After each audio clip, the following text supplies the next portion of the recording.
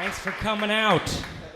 It's good to be here. I apologize if I'm a little rusty tonight. My job has been illegal for the last year, but just been sitting around collecting unemployment, which is pretty humbling when the government is like, hey, we'll pay you to not tell jokes. I thought it was going okay. I'm not gonna lie though, it was pretty good. When that $600 bonus was active, I was making almost 80% of my normal salary as a comedian. But now I didn't have to pay for plane tickets or hotels or sex. I was saving so much money. It was crazy. But we're back to work, 25% capacity. It sucks, but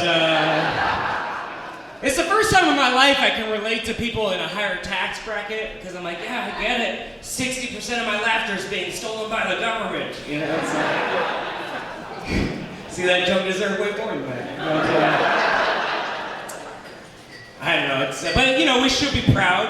We're in phase 2, that's a step, you know, we did it. We followed the science, we stayed at home, we held in our farts, and we did it, you know. We kept the virus at the same level for so long that they just gave up and opened anyway. We did it! Woo! Quiet, you're super spreading. I don't know if I was the only one following the press conferences, but they had like a reopening plan where they're like, we gotta watch the numbers. It's all about the numbers, right? It's the number of cases, the number of open hospital beds, the percentage of open parking spots at Trader Joe's, or whatever the system was. And then we hit 3 out of 4 of them, and then they were like, close enough, just open anyway. Okay. Look, as a guy who only gets laid when women lower their standards, I'm thrilled with this new line of thinking. I wonder how far does this go, you know? Hey, welcome to Disneyland, little buddy. You don't quite meet the higher requirement, but yeah, close enough, just come in anyway. So we're like, hey, do you think that seatbelt's gonna fit him? Nah, it's only like 1% chance he'll fly off the roller coaster, so. I thought it was early in the day for a dead baby joke, but you guys are on board. This is my kind of crowd. I don't know what happened. My humor's gotten so dark. I used to do corporate gigs. Fuck that. I bought a pull-up bar because I was gonna get prison rips during lockdown. I mostly just used it to hang laundry, but one day I was walking by and my belt was hanging, and there's no one around, but I was like, not today, you know, and that's how I got through, you know, it's just the power of positive thinking. If you keep a positive attitude, you can get through anything. But I don't know, they say comedy is important at times like these, and yeah, sometimes it feels more like I'm the band on the Titanic, but I'm happy we're here. It's good to be in Tacoma. I went to school here, actually. University of Phoenix online. I played volleyball, obviously. I live by a school, and I'm allowed to, and it's weird to live by a school, because I always see kids in the neighborhood walking home from school by themselves, you know. There's always loser kids with no friends. Yeah, I was getting sentimental, because that used to be me. I always want to go up to them like, hey, I'm you from the future. Go make some friends. This doesn't work out well for us, you know. Just yelling at random kids on the street, drop that stupid stick, you're not a wizard, all right? Girls aren't gonna like you. He's like, those are my crutches. Whatever, loser, get out of my face. I just turned 35, which means I love my parents now. That's pretty new. Thank you. It takes a while. I guess that's what happens as you get older, you relate to them more. Not that 35 is old, I'm not moving to Florida, but it's different. When I was 20, I was like, I'm invincible, I'll party all night. Now I'm in my 30s, I'm like, I can't leave the house, I had too much dairy. You know, I used to try to fix stuff. I'd be like, oh, my neck hurts, I'll go to the chiropractor. Now I'm like, I just won't look left, that's fine. I don't live in London, it's not important. I love my parents. I worry about it. My dad just bought a gun for the first time in his life, which is very scary because he's 65, which is when you want to get your first gun, right? 65. That's when the mind is at its sharpest. He's like, I can hit all the targets at once. I'm like, there's one target. You have bad vision. He bought the gun and then he told me about it, and immediately he was like, don't tell anybody. So just keep this between us. What do you mean, don't tell anybody? Isn't that the point of having guns? You tell everybody you have guns, then they don't come to your house. He was like, nah, man, element of surprise. Who are your enemies? You live in the woods and make honey. I don't think it's that gangster of an operation. You have pet bees, okay? Calm down, Breaking Bad, yeah. For his birthday, recently I bought him a tracker for his keys. He's always losing his keys. And he just bought a gun. You guys remember where we're going with this? It was like a month before his birthday. I was trying to pick out a gift, and then I heard a story. One day, my dad was going to work. He got into his car, and he couldn't find his keys. That he just unlocked his car. So he said, like literally, he was like beep beep, and then he got in the car, and he was like, ah shit, where did I put it? So he did the only reasonable thing he could think of. He went back in the house, stole my mom's keys. Then just drove to work as if nothing happened. And when he got home, he found his keys on the roof of his car the whole time. And he just bought a gun. You guys don't seem as worried as you should be. They're giving them to anybody. I think the element of surprise is gonna be when someone breaks into his house and he can't find his gun. Hang on one second. I got a tracker for it. You just wait. Hang on, it says, 3 meters to the left. What's a meter? Go back to your country, stupid app. Learn the language. My dad's been sober for 30 years, which is suspicious. Because I'm 35. Sure, it's just a coincidence, right? It's definitely an awkward conversation to have. Like, hey, what was your rock bottom? Oh, you. All right, appreciate it. I have no idea what I did as a kid, but imagine he sat me down and was like, look, if I don't quit drinking, one of us isn't gonna make it. So I'm glad he made the right choice. I would have missed him, but I'm not sober yet. I would like to quit drinking, but I'm worried that if I do, I'll have to get a personality. Seems like a lot of work, you know? And I'm trying to moderate for now. I'm trying to moderate my drinking. It's not great. I'm just trying to make a decision before a judge makes one for me, you know? So my new life motto is that 2 drinks is the new midnight. Right? So when I was growing up, my dad was that nothing good happens after midnight. I'm sure we've all heard that lecture. You know, nothing open but legs, hospitals, and ATMs. Comedy skips a generation. Look, it's great dad advice, you know? If you're withdrawing money from an ATM at 1 in the morning, you know, it's not going to charity. Red Cross doesn't have a drop box. It's 9 a.m. Puerto Rico time. They need it now. That hurricane was bad, you know. If you're withdrawing money at 1 in the morning for charity, that's the stripper's name. So, no judgment. I've bought plenty of textbooks. Those girls gotta go to school, you know, but for me, 2 drinks is the new midnight, because nothing good happens after 2 drinks. For me, I'm a lightweight, I have 2 drinks, I'm like, I feel so sexy and successful, this is amazing. And your drunk logic is like, if I feel this good after 2 drinks, imagine how I feel after 17, right? But it's never a continuous experience, it's diminishing returns. You get to 3 drinks, it's pretty much the same, so it tricks you. You're like, well, nothing bad has happened. I just gotta keep drinking. It's like, no, you don't unlock new levels. Tone it down. You get to 4 drinks, it starts going back down, right? It's real subtle, but at 4 drinks, you're like, I should call my ex-girlfriend. I bet she wants to hear from me at 1 in the morning.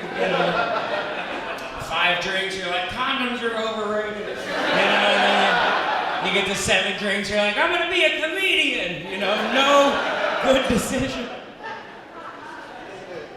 Thanks for laughing. I should have picked an essential job.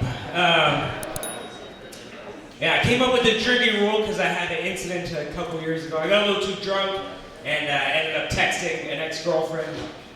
Not in like a sappy, like, oh, I miss your cuddles. Like, I'm too gangster for that. But we were at a bar. It was Easter Sunday, so I was like, what would Jesus do? You know?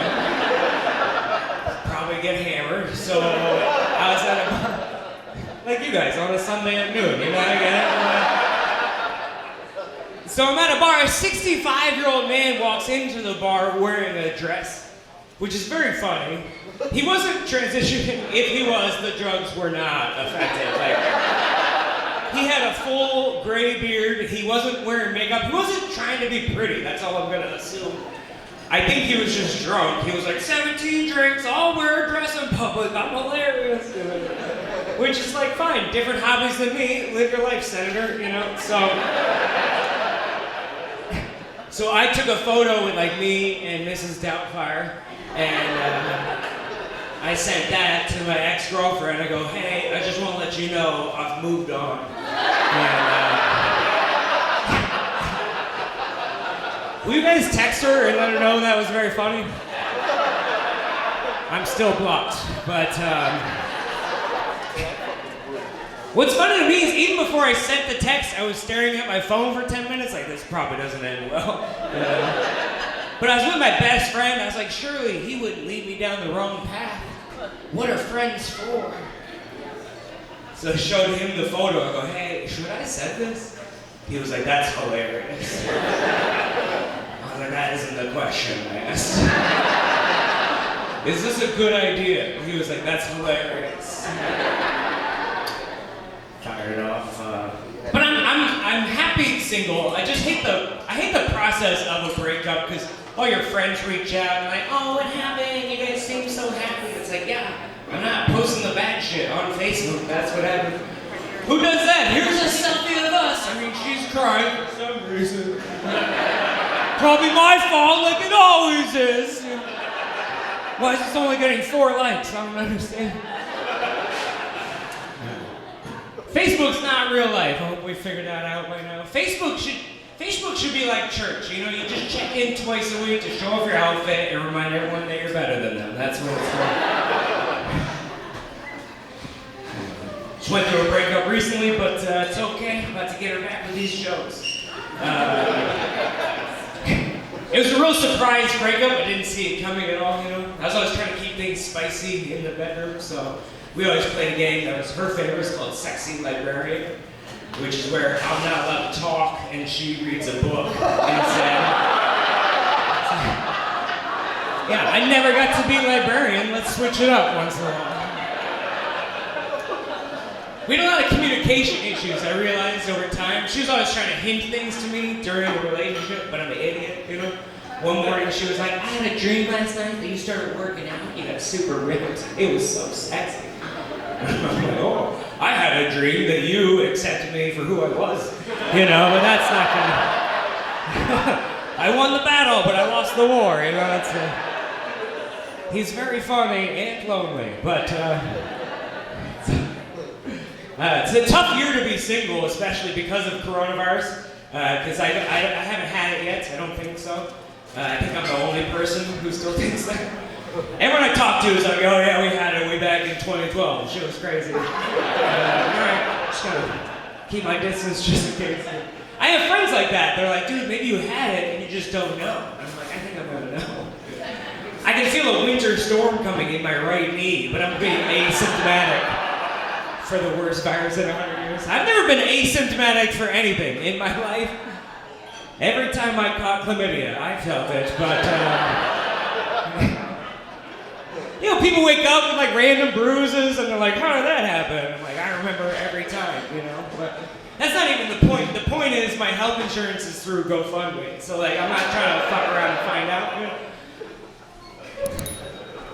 But a couple months ago, a girl came up to me after a show. She goes, I've already had COVID. I was like, oh, that's a great pickup line. I should keep using that. I'm so safe, you know? We hit it off, we had a couple drinks. End of the night, we were making out. But then I got nervous in the middle of making out with her because I was like, oh, maybe I know she doesn't have it, but what if it's just like on her? You know what I mean? What if there's just like loose corona all over her face? Because if she's got the antibodies, she's probably, you know, raw dogging life without a mask, just collecting all the, or maybe she's got leftovers. I don't know how it works. I'm not a scientist. Now I'm over here like, yeah, spit in my mouth. That's so hot, you know? I tried to get her to take her clothes off for safety. I was like, yeah, it's probably all over you. She was too smart for that. But it's been an interesting couple years also in terms of social change. It's really made me reevaluate some of my relationships with women. I was reading a Playboy for the articles. And there was an article that said modern consent is where someone is as enthusiastic about having sex with you as you are with them. And I was like, I don't think I've ever had consensual sex. I'm so glad you guys laughed at that one. I don't, it's, every time I'm like, I hope this works, but, look, I'm not saying no one wants to fuck me. I'm doing most of the convincing, you know what I mean? And that's fine. Maybe that's natural. That's part of the habitats or whatever. I don't think that's the right word, but I don't know. I think this article made it sound like sex is supposed to be like launching a nuclear missile, where like I have a key, you have a key. We have to turn it at the same time and then phone the president and confirm everything. I got my half of the KFC recipe, you keep yours in a secure location. That sounds great, it's just not happening very often. I wish it would. I think the solution is women need to make more first moves, you know? Really take the guesswork out of it for us guys, because we're idiots, or at least me. I don't have first kiss confidence, you know? Like, some guys just know. They're like, oh, the moon is reflecting on the pond as a swan drifts by. It's the perfect moment to lean in. It's so romantic. I'll never have that. Like, I could be in the middle of making out with a girl. I'll be like, are you sure about this? Like, look, if my friends put you up to this, you can leave. It's fine. I'll make sure you get paid still. Don't worry about it. Sometimes consent is too enthusiastic, and that scares me also. It's like a very thin line here, you know, like I was texting a girl one time, and I invited her over. She goes, as long as you're not gonna murder me. I was like, I'm not gonna murder you, but I'll choke you if you ask. You know, she goes, shouldn't even have to ask. I think you should have to ask. I think that's, I can just choke you and hope you like it. That's against the rules for sure, but... Look, don't get me wrong, I appreciate the enthusiasm. It's just a lot of red flags for me, you know? Not enough. I mean, we still hooked up, but I was like, hey, 16 or 17 more red flags, I'm out of here, all right? You better watch yourself. Be careful. All right. I tried to date a couple girls this year. Almost every girl I dated ended up dumping me to get back with an ex-boyfriend, which is a disturbing trend. It feels like girls date me for 3 weeks and then they're like, maybe I can't do better. I'm like, all right, cool. I'll just be over here working on myself, you know. I was flirting with this nurse gal for a couple months. That was pretty hot. Not gonna lie, I've always had a fetish for that kind of thing. You know? Employ women. Oh my God, that's so hot. You got a steady paycheck? Give me some of that. Things didn't really work out because the pandemic was getting in the way of our sexy nurse roleplay we used to do, you know? At first it was low cleavage and red lipstick, and then it was like, nice N95, baby, that's so hot. Oh. Your PPE is a garbage bag? Oh, you're steaming up my face shield. You know? Looking like Andy Reid on game day. It's a joke for two people, but it's a good one. All right. I figured during the lockdown, you know, that's a perfect opportunity to reach out to some friends I hadn't talked to in a while. So I called this girl from high school who was like, not even if we were the last people on Earth. Like, hey, did you read the news? It's almost time, call me. Her her exact response was, "Call me when cars are abandoned on I-5." I was like, all right, point taken. Yeah, and then protests started blocking traffic. I was like, hey, remember me? All right. Put me in the game, coach. Let's go.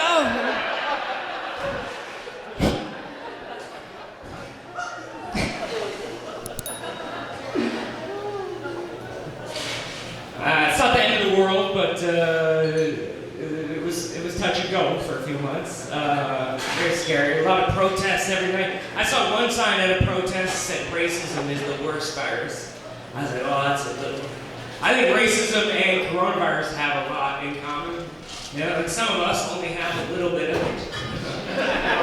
You can give it to other people without knowing it, and your grandma will probably die with it. So we're all indoors here. Come on. Just give it a couple weeks before you visit.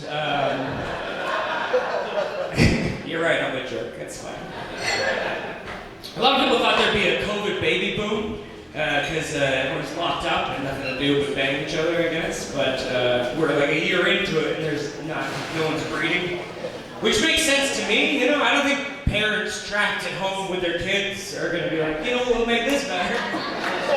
17 more of these assholes running around. Yeah, sure, each kid needs his own laptop to go to school, and dad just lost his job, but it's a pandemic, pump him out. We know how long it's gonna last, we're gonna have to eat one. Oh, shit! There's a couple more dead baby jokes, so just hold on. I tried to do some baby booming, but I got invited to an orgy recently, very exciting, but it was on Zoom, and it's not, yeah, I think that defeats the whole purpose. I mean, this is the first orgy I've ever been invited to, and I still have to do all the work, like that seems unfair. I've only got 2 hands. I'll let you guess where the others go, but I'll give you a hint, 2 here. All right, anyway, but, I don't know, I don't think Zoom's the right app for an orgy. You know, it feels like sometimes the connection is slow and the screen is all fuzzy. And it reminds me when I was 13 trying to watch porn on a channel my parents wouldn't pay for. You know, like, oh yeah, that's pretty hot. Is that your nipple? Oh, that's your cat. That's pretty cool. That's sexy. Plus there's like 17 different squares. I can't focus on that. It feels like I'm jerking off to the Brady Bunch intro. You know what I mean? Like, oh, Alice. Love a woman that knows her way around the kitchen. Another fun story, I went out with this girl a couple times over the summer, and one night we were about to hook up, but she just got a random nosebleed, like, just out of nowhere, her nose started bleeding. At least that's what I told the cops. But, just kidding. But then, you know, that kind of killed the vibe, so we never ended up hooking up that night. And then, because of scheduling, like I went on tour and she had her own thing, we just never got to hang out again. And then a couple months later, she appeared on a TV show called The Bachelor. I don't know if anyone watched this evening. It was Katie from Renton. She's the dildo girl. Okay, cool. I know it feels like maybe some of the crowd doesn't know. To The Bachelor, it's like, you know, they get 40 girls, they throw them in a house and make them date one guy, and they vote them off each. It's like Survivor, but they let them shave. But now, like, there's a girl I like on television with a vibrator, you know, because you get to bring a memento from home, I guess. And so I had to watch her date this guy, and you know, it was I was kind of rooting for her, but I was also like, I hope you get second place, you know, like I want. But she got voted off or whatever, and she was super cool on the show. But now she's like super famous. She's got like 1 million Instagram followers, and I feel like she owes me. Because if we hooked up, she wouldn't be the dildo girl, you know, she wouldn't be famous. Like if she hadn't left my house so unsatisfied, you know, I mean, well, that makes it sound like we did hook up, but yeah, I want some royalties, I don't know. Yeah, I feel like I made you, but But she's rumored to be the next Bachelorette, which could be crazy. I can't wait for the Renton, Washington hometown date, you know? Here's our Walmart, and there's our taco time. You want to make out? I don't know, that sort of thing. I don't know if I'm going to watch it, you know? I just don't know if I can handle it emotionally. To see a girl I still love on television dating 40 other guys. I mean, it was bad enough when Debbie did Dallas, but now The Bachelor, you know, it's just a whole mess. Not too much different from my normal viewing habits, but you're right, alright, that was a bad joke, but I've been able to tour a little bit still during this whole thing, and people ask me why I'm performing during the pandemic, and it's an easy answer. I heard a story about Jim Carrey. Early on in his comedy career, he wrote himself $1 million check, and then he post-dated it for like 10 years in the future as a way to motivate himself to become famous. And then when that day came around, he was able to cash a $1 million check to himself. And I did a similar thing. It's just called credit cards. The whole time I was like, money isn't real, and then they're like, we want that back. Some people get mad at me for performing during the pandemic, you know, that they're saying it's dangerous, and I get some of that, you know, but also it's 25% capacity. I mean, the laughter is not even contagious, so I think we're gonna be fine. But also, even if it is dangerous, it's mostly dangerous for me. You guys are all separated, but you're pointing directly at me, spewing your laughter into my face. I should be celebrated. I shouldn't be shamed. We call people in the army heroes because they go to a third world country with a machine gun. How hard is that? You know? I'm up here every single day taking viral loads to the face to save this economy. Yeah, I want a medal, God damn it. I want a parade, and I want some of that PTSD money they give soldiers. Every time someone coughs loudly on an airplane, I'm like, fuck, here we go again. You know, it just is ingrained in me forever. But a lot of people are nervous about traveling, but I have tips for you if you do get nervous during the travel. I'm always the last one on the plane, just so I'm not near anybody. And then when I get on the plane, I try to pick the middle seat between two fat guys. Right? Because if they're up walking around, they gotta be fine. You know what I mean? They're my canary in the COVID coal mine. You know, I don't know. They're my. Plus, if there's any like loose corona in the plane, they take deeper breaths. You know what I mean? So I'm just trying to stay in this bubble of safety. A lot of fat people in the audience tonight. No, I'm just kidding. Yeah, it's crazy how some states stayed open. I can't wrap my head around it sometimes. Like how some, like I went to perform in Oklahoma because they were in phase who gives a shit the whole time. You know what I mean? But I don't know. It's and the same thing with like the reopening stuff. I'm just not sure. Like they're trying to open, like bars can't be open, but schools are open. That feels backwards. Like, I feel like bars are safer than schools. At least bars kick people out after they vomit on the floor. You know? In a kindergarten, that's just called finger painting. Kids are giant balls of disease. That's why COVID doesn't affect them at all. They get in your body and they're like, oh, everything's taken. All right, well, just... Kids are giant bats. They hang upside down, they poop on everything, they use high-pitched screeches to move around. Don't trust them. But I think schools are working hard to make sure it's safe. You know, if a kid gets sick and dies, they already have plenty of chalk to outline the body. So oh, come on, they use whiteboards now. It's just a joke. That's all. As if that was the offensive part. Oh, okay, that's so much better. Silly me. I like making you uncomfortable a little bit. I don't know, it's just a weird time. It's weird how we can't agree on stuff, and you know, we can't agree if the virus is real or if it's how bad it is. You know, it feels like if Godzilla was ever attacking a town, there'd be a bunch of people like, oh, it's because of the election. Watch, he's gonna go away in November. Godzilla doesn't like the heat. You're like, what is that got to do with it? And then you log on to Twitter and Trump is like, call it where it came from, the China lizard. And you're like, all right, it's Japan. You're racist twice, I think. A lot of people don't like Trump jokes, or maybe it's just because I could only perform in red states for the last couple months, but I don't like him either, too. Like, every time this press conference would come on, I'd be like, don't do it, man. You're a good comedian. You don't need him. And then I just find myself at rock bottom again. Come on, man, just give me one more. Just give me a Clorox remix. That was good shit. My favorite was the dementia test. You guys remember that? He passed that dementia test, and then he bragged about it like 8 times. I was like, did he forget he already bragged about it? I think he has dementia.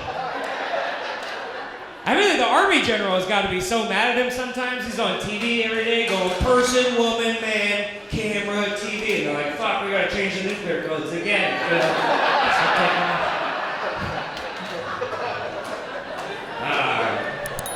They say liberals won't be nice to Trump no matter what, but that's not true, you know. When he was in the hospital, I went to a candlelight vigil for him that was mostly Democrats. We were burning down a Wendy's, but you know, it's the thought that counts. You show love in the way that you know how. Try to be a good person. I wear the mask all the time, or most of the time. I forget sometimes. I accidentally forgot my mask and I walked into a Whole Foods recently. Holy shit, that was a near-death experience for me. I don't even know. I wasn't even doing anything. People were just following me around the store, filming me. There was like a Karen in the corner going, call the police, it's gonna kill everybody. I was like, wow, I think I accidentally discovered what it's like to be black, you know? Like, this is crazy. I love that the first reaction is a laugh and then the white guilt kicks in and you're like, ah, fuck, such a dick. Heard some coughing over there. Yeah, I don't know, it's kind of a bummer to, especially that first couple months where nothing was open and we weren't able to perform. Because I've been doing this for 12 years. It's my whole life. And I was feeling a little depressed to not be on stage. And I called my friend about it because he's been to lots of therapy and I can't afford it. And he said I had a thing called a joy deficit, because the thing I loved the most was taken away from me, you know? I was trying to be funny. I was like, oh, is that what it felt like when you got divorced? He goes, no, that's what it felt like when I got married. I was like, oh, that makes sense. So I tried to find things to replace the joy that comedy normally gives me. I went hiking all summer. It was an awesome time. What better for your depression than to be alone in the woods for several hours? Just you and the bears. And I was worried about bears at first because I'm a pussy. And but I did some research online, but that was confusing because it says if it's a brown bear, do one thing, but if it's a black bear, do the complete opposite. I'm like, well, that's fine, but how do I explain to the bear that I don't see color? You know what I mean? I just want to let him know I'm one of the good ones, you know? I looked it up again, and I did some more research. Turns out there's a limerick for bears. If you're ever in the woods and you see a bear, there's like a nursery rhyme you can remember. It goes, if it's brown, lay down. If it's black, fight back. I was like, no, I think they got that from LAPD, actually. That's probably oh, if you see a polar bear, you say, all lives matter. And then you're fine, you know, just skate through unharmed. Oh, boy. Another fun distraction was the NBA playoffs. That was really exciting. Big sports game. It was cool how they were all in the bubble, you know, but I didn't like that the players had social justice slogans on their jersey instead of their name. And I don't care about politics and sports. I don't know the names of the players anymore. So I'm yelling at the TV like, fuck you, Black Lives Matter, yeah! You and education reform can suck my dick. Long story short, I'm not allowed at Buffalo Wild Wings. Incident. I'm in the corner like, Minneapolis is on fire! They're like, please leave. We've asked you several times. It was also cool how the NFL just decided to play through it. They're like, "Hey, you get sick, we don't give a shit," you know. It's almost like all voters are Republican, but but it was actually cool because it was almost like a science experiment with COVID, where we knew no one was going to actually die from it. Because CNN and Fox, they're going to lie their respective amount, but NFL Network, that's 99% accurate reporting. You know what I mean? They got to set those lines in Vegas. So, one thing we saw was that players had the virus during the game, but no one gave it to each other in the middle of the game, Which means I can model my behavior after that a little bit, right? Like, I'm probably safe with like a short interaction, like tapping a woman full speed in the grocery store as she grabs the last roll of toilet paper. It's a 15-yard penalty, but it's worth it.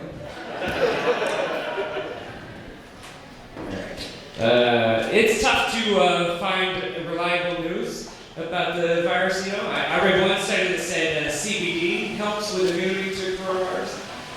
It's just fine study. I've just been smoking a bunch of weed, but I feel great. So, there's probably something to that. I did learn, though, you can overdose on marijuana. A lot of people don't know that. It's not lethal, you're not going to die, but a couple nights ago, a helicopter flew so low it shook my entire house. I was like, they're probably dropping chemicals on us. And then I was like, oh, that's too much weed. Yeah, I hit the limit. One nice thing about the forced lockdowns is like, I don't have to lie to my parents about what I do during the day. They call me up, how was your day? Pretty good. What'd you do? Fucking nothing. I just sat around, wrote some jokes. I didn't even leave the house. They're like, we're so proud of you. You're keeping us alive. I just tried to keep a routine. That way I didn't go crazy. Just treat every day like it's a normal day. So I like to set an alarm before bed. And then first thing in the morning, I wake up, I take a gun out of my mouth, I brush my teeth. Just try to treat every day. Just a joke, I promise. I'm fine. You're not going to see me on the news tomorrow. It's okay. They wouldn't cover it anyway, but I promise. I swear, I'm just smoking weed and watching Netflix. It's the life I've always dreamed of, to be honest. But I love Netflix, but I don't like. It's too hard to pick out a movie on Netflix. Yes. I'll spend more time picking out a movie than the length of the movie that I wasn't sure if I should watch. You gotta pick the right movie for the right situation. I was Netflix and chilling with a girl one time, but she picked out too good of a movie. So like halfway through, she started to make her move. I had to take it off me. This is an important plot point. I gotta pay attention. This movie has subtitles, babe. I don't know. I think they should recategorize movies on Netflix by how much attention you have to pay to the plot line in order to. You want to know what you're getting invested in before you watch 16 seasons, Like the bottom of the spectrum, like the bottom category would be like Fast and Furious movies, It'd be like, oh, Fast and Furious is on. Let me go get my taxes. I can do that at the same time. Every 15 minutes, just look up. Oh, Vin Diesel's winning. That's cool. He's fast, And you go do your laundry and you come back and you're like, oh, he's losing. He's furious, That's how they thought of that name. That's a good one. The other side of the spectrum would be like Game of Thrones. You're like, Game of Thrones is on. Let me go to the storage unit and get my notes. I got 17 pages of notes for the previous episode. I got a map for my TV show I gotta study. I got a fake map. I don't even know my own city this well, but I got a fake map. I need an Ancestry.com account just to follow along. Game of Thrones, like, they're brother and sister, which was very weird. Incest on that show, but alright, it's good. I'll explain the jokes.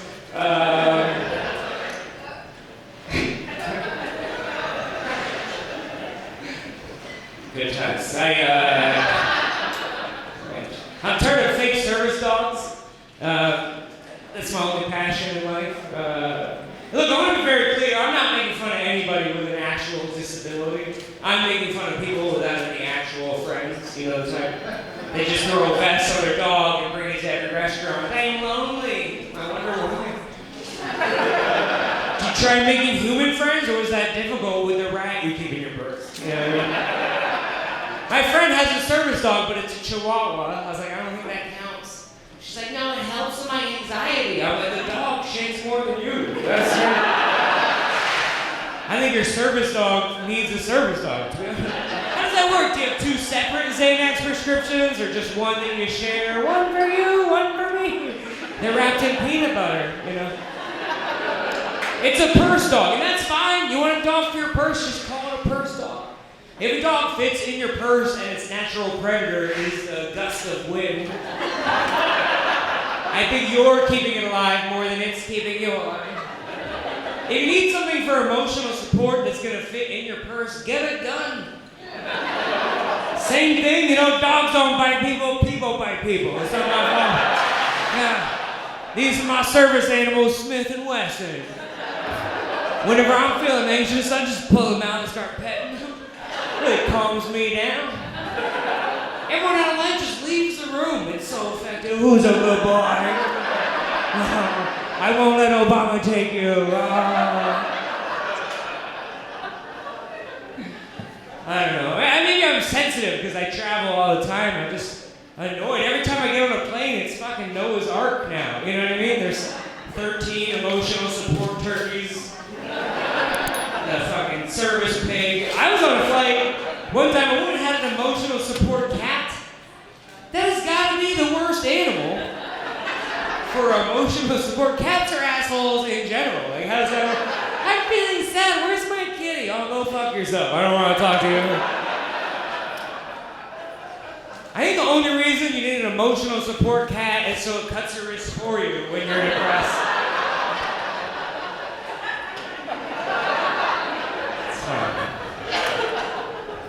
All right, I got a little shirt for sale after the show, so the government doesn't know I'm making any money. It's a little emotional support t-shirt. Oh, he's so cute. It's an emotional support t-shirt, right? Because if you're feeling sad and you don't have your service dog or your vape pen, you just pet this guy, you know? And it lines up your nipples. You're like, I feel so much better.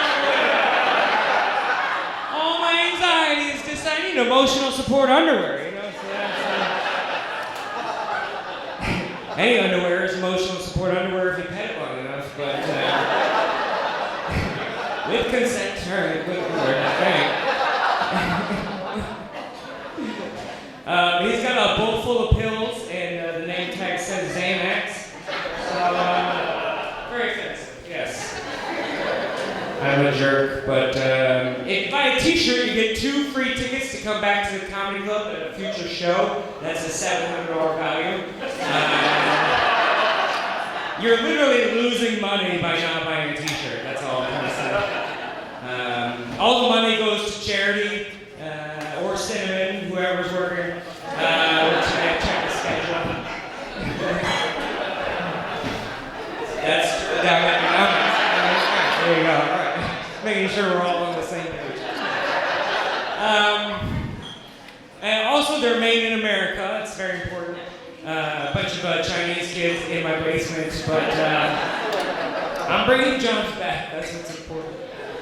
And it came over last year, like mid-January, so I hope that's just a coincidence, but no big deal. If you buy a t-shirt, this is my last buy off. This is my offer again. I'm making great deals. You get a free beer koozie, or if you're just an alcoholic, you can buy it separately. It's got all my social media stuff on the side, Andrew J. Rivers on Facebook or Instagram or Adult Friend Finder, whatever service you belong to. We just put out a new YouTube special. Check that out. You can hear some of these jokes from after, and that's